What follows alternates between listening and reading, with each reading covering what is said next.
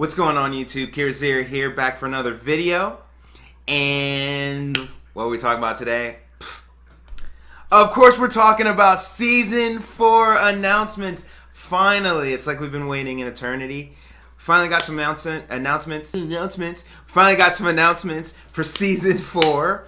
And dude, Tekken 7 has sold 6 million copies in 7 months. That's freaking incredible. So hats off to Harada, Michael Murray, and the team at Bandai Namco. You guys are killing it. And I can't wait to see what's going to happen with Season 4. But I'm not going to call out any discords. Unfortunately, probably a lot of people. Man, the leaks. So we already kind of knew. Most people knew who the character was going to be anyway. I mean, the tower and the art style and just it being Japan, and we knew it was going to be Kunimitsu. We knew it. But the leaks, man, the leaks kind of ruined it. And so, to be honest, I didn't even watch the stream live. I went back and watched it later, really, so that I could record this video. You just knew. It was like once the leaks started popping out, it kind of ruined it, and that sucks, man. I don't know much about the character. I went back and watched some videos on her rework in Tekken Tag, and she seems like a really interesting character. A lot of high flying. It's just a ninja, and she looks pretty cool from the cutscenes. My thing with the trailer, I was surprised now it did say at the end of the trailer that this isn't canon. I don't believe the video was canon, but dang, you kill off a girl Master Raven like that, man. That's messed up. Leave her alone. But I have to say this. I'm not really feeling the rework. I hate to be that guy. I'm not really feeling daughter Kunimitsu. It kind of just goes to show that there cannot be an old woman in Tekken. And we're not gonna get into that. We're not gonna get into that, but it would have been dope. This would have been an awesome opportunity to go for a little bit of a different look than we always have with Tekken. Now, like I said, look, the character looks like a cross between Noctis and Yoshimitsu. Okay, what? Anyway, I'm not really feeling it. I'm not really feeling it, man. To be honest, it sucks. But the character looks like she'll be fun as hell to play. But as far as that, I don't know. I don't know, man. I don't know. So my thing is, I'm not really that excited for new characters anymore. And I have a little bit of an opinion on that. Characters. The game is bloated. We got 51 characters, and we still have another one possibly on the way. And I'm not even sure who it's gonna be. There's this talk about Yakuza, possibly crossover, maybe a Virtual Fighter. You know, because the Virtual Fighter had their thing going on this weekend. This is to my point. Learning matchups. If you're trying to take the game at all seriously, there are a million matchups to learn, right? And you have this new character, and it's a lot for a new player to have to try to navigate all of these characters, and there's just going to be something that you forget because there's a million things to remember. So, like I said, I'm feeling like it's a little bloated, but hey, it's another way to generate excitement for a game that's been out since arcades, 5 years. 3 years on console. It's a long time. So new players definitely generate a buzz. They generate excitement. They tickle the fancy, so to speak, of a particular player base from previous games. It's a very, very easy way to generate hype. The character looks like she's going to be able to jump. Now, the reason why I say that is Noctis is not a 2D character, but jumps like a 2D character. And he has some really, really interesting throwing kunai. He actually says it, kunai, and he teleports. Now, Michael Murray and Harada said that Kunimitsu is going to be different than your traditional Tekken character. That's not exactly how they said it, but go back and watch it. they mentioned that she's going to be a little different. We've already seen Bandai Namco go for a 2D approach with jumping. I have a feeling with having a ninja-based character, and they actually mentioned something about aerial throws. So, I have a feeling that this character is going to be closer to Noctis with Kunimitsu, some of Kunimitsu's moves, and a new direction of Tekken. Now, is that meter? Maybe. I mean, we have the blue flames and the red flames, and it's based off of the different weapons that she uses. So I don't really remember the type of weapons. I know Harada mentioned something about one being a short sword, and one being, there was a name for it. I'm sorry, I can't remember. And then there was another name for the other weapon that she uses, because she uses two different types of daggers. And one is blue, one's red, as far as flames. And then there's a special attack, stronger attack.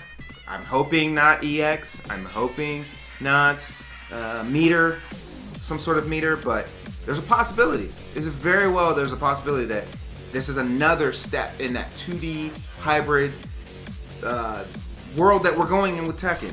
And I don't know. Now, I play Eliza, so take it as it is. I don't really mind that. However, yeah. So, next, they covered online experience. They had the Wi-Fi indicator. This is huge, man. 40% of the players, I'm assuming, the way it was worded is it sounded like 40% of console players, and then you have way more players on PC that obviously are connected because they're on PC. Any way you skin it. I actually thought about this, right? So, think about players who are new to fighting games, and they're casual gamers, and they're not connected.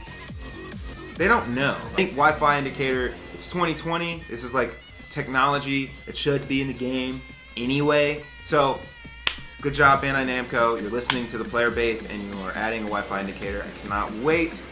Harada said this a while back on Twitter, and it was this huge shitstorm. People were saying Tekken's rollback is 3, and that was like a meme borderline, or actually was. And people were just, you had the rollbackians, screaming from the rooftops, talking about Tekken is a big budget game and it should have rollback and blah blah blah. And according to Harada and Michael Murray, Tekken already has an implemented rollback. To some people, this is already known news. People are like, yeah, it has rollback. It's not very good. It's not implemented very well.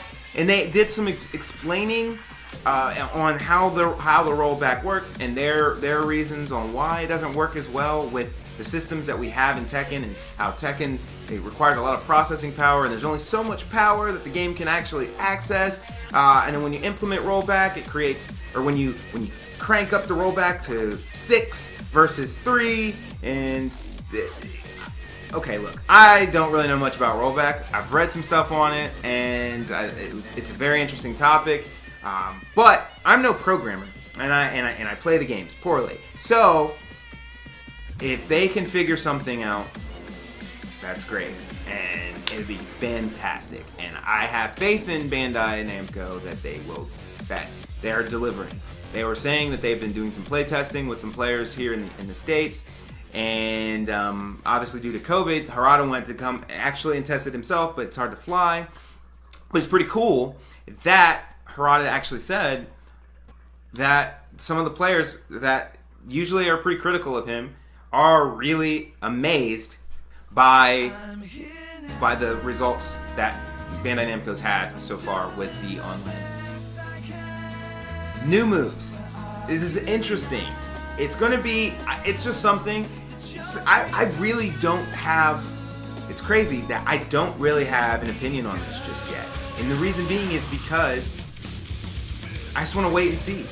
I want to see what my character has. And are we going to see the lower characters balanced in a way where the lower characters are strong? Like, what are we getting here? This is the type of stuff that I find interesting, because it sounds to me like the metagame is changing. There was talk about raising the health cap. So we have more hit points. So instead of 170, we're gonna have more. I don't know how much more is. This, it's just a wait and see thing. I really want to see what's gonna happen with this. I think new moves for each character and raising HP, and because Harada and Michael Murray mentioned that the way the game was being played right now is it's you guess wrong once, you get launched or taken to the wall. You guess again. If you guess wrong there at the wall, you're gonna eat a mix-up. You're gonna die, and that's the game. That's the game right now. That's the game that we are playing. And to a lot of people, that sucks. And to a guy who sucks the game, this guy, yeah, that's pretty much what happened. And Tekken historically is about poking and moving and really taking advantage and playing the neutral and moving around and the game has gone away from that, and it seems to me like Michael Murray and Harada kind of acknowledge that. So again, raising HP will definitely, it will make pokes be less effective because generally speaking, because pokes deal a certain amount of damage. So I mean, we'll see. Like, we'll see. So new rank that I won't be reaching for ever, maybe for a long time. New rank, Tekken God Omega. What is that? What's the name? No, honestly, the artwork for Tekken God Omega looks amazing, and not even close. Great rank. Not even close. But it's awesome for the people that are at those ranks and are bored right now with where the game's at.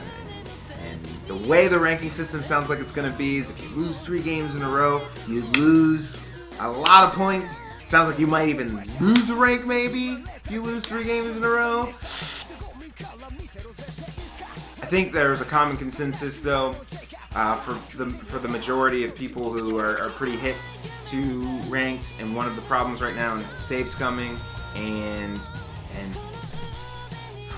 plugging. Probably going to become more prevalent. There needs to be a way to take care of that as far as penalties or something that actually matter. Because that's probably going to be a thing. You're probably going to see in your 3rd match a lot of plugging. And that sucks. The idea behind, good luck to you guys, you Tekken God Primes up there that are going to be fighting for that rank. I won't be there with you. No, but we're trying to come back strong. Trying to get there. We'll get there. We'll get there. We'll get there. But last but not least, Tekken Prowess. And Tekken Prowess, this is when it first was announced, it was kind of like one of those things like, what are we talking about? Prowess, Tekken Prowess. Who says prowess? There's people saying that. Who says prowess? Hey, Tekken Prowess looks pretty cool. Players who've been around for a long time, they'll really get the most out of this. Some newer players will get a lot out of it too. I mean, but I feel like if you've had some experience in Tekken, this mode is going to be awesome for you because you'll be able to play other characters and you'll level up your prowess based off the amount of characters that you have that are up at higher ranks, and the more games you play, that's another factor, and then your actual player statistics, sidestepping and blocking and your ability to move around and your punishment, all of these factors, plus all of the ranks that you have. And then your highest ranked character. All of these things play a factor into your Tekken Prowess number. So that is really, really, really cool. It does give you an incentive to learn more characters and really experiment with the game and experiment with more characters that maybe you wouldn't have because this new prowess system is in place. This is a really, really, really, really cool tool. I think this is a good way for people to learn matchups indirectly, because what it will do is it'll force you to get in practice mode and learn new characters and learn pokes and learn what they do. And then again, with the game now taking a step back and looking at possibly the game going in a whole different direction with the meta, this is a really, really, really cool tool. Like, if you put these two things together and you put the psychology behind it, this is a really cool tool. So it's really exciting to see what Bandai Namco is doing, what they have in store for Tekken 7 Season 4, man. This is exciting, and like, man, there's gonna be so much. There's gonna be so much to do, and the online looks like it's gonna be better. Man, it's really exciting. So anyway, that's it. I've been talking for like fucking forever. But if you like this video, guys, give it a thumbs up. If you didn't like it and you thought my opinions were dumb, well, I don't really care, but it's cool. Hit me up in the comments. We can have a conversation. Otherwise, it's your boy Kirazera, and we're out. Peace.